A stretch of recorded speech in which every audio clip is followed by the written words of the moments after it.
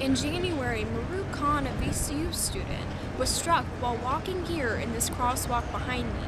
Just 3 blocks down the street, Sean Soares, another VCU student, was struck in May. The deaths of these two students have resulted in action by the city to implement traffic calming measures, but the deaths of pedestrians and cyclists is a statewide issue.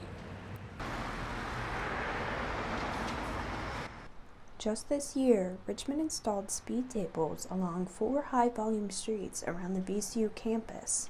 Despite the effort made here in Richmond, biker William Beavers says he still does not feel safe.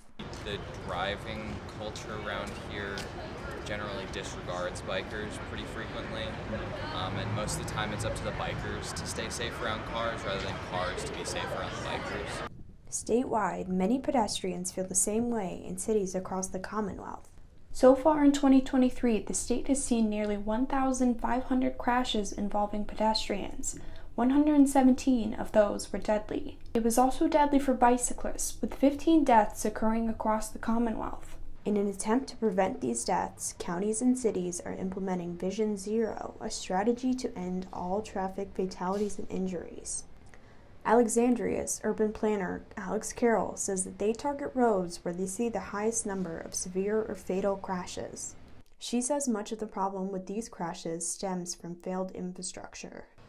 Even those accidents that are caused by speed, impaired, or distracted driving. There are probably very few crashes where you can say there was nothing about the infrastructure here that could have prevented this. Carroll says that there are low-cost ways to make streets safer, including reducing speed limits and posting no turn-on-red signage at intersections.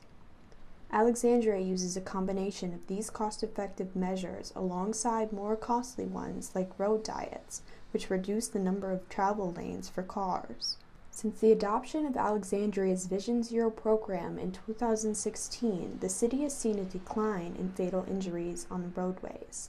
And now there's many communities in the U.S. who have now either embraced or starting to embrace that Vision Zero philosophy that we can't accept the status quo of people continuing to die and be severely maimed on our streets. According to the Virginia Traffic Records database, Fairfax County has the highest number of both pedestrian and bicyclist-involved crashes, with 194 for pedestrians and 66 involving bicyclists. In an email statement, Senator Scott Suravel says the most effective solution to unsafe driving is better street and road design.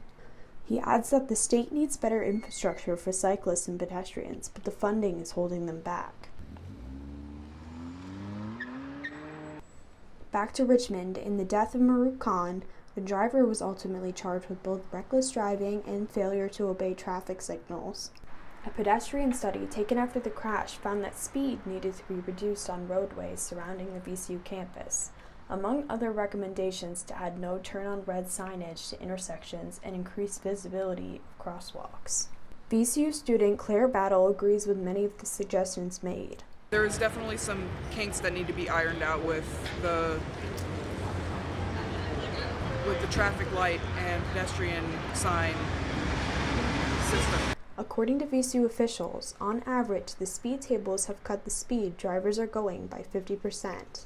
Virginia DMV's Director of Highway Safety, John Saunders, says the work begins with educating drivers. I think we have a responsibility, especially as drivers, to make every effort to do all that we can to ensure that everyone gets home safely each and every day, home to their families and their friends, or wherever they're going. They deserve to get there safely. Reporting for VCU InSight in the newsroom at VCU, I'm Reiley Matthews.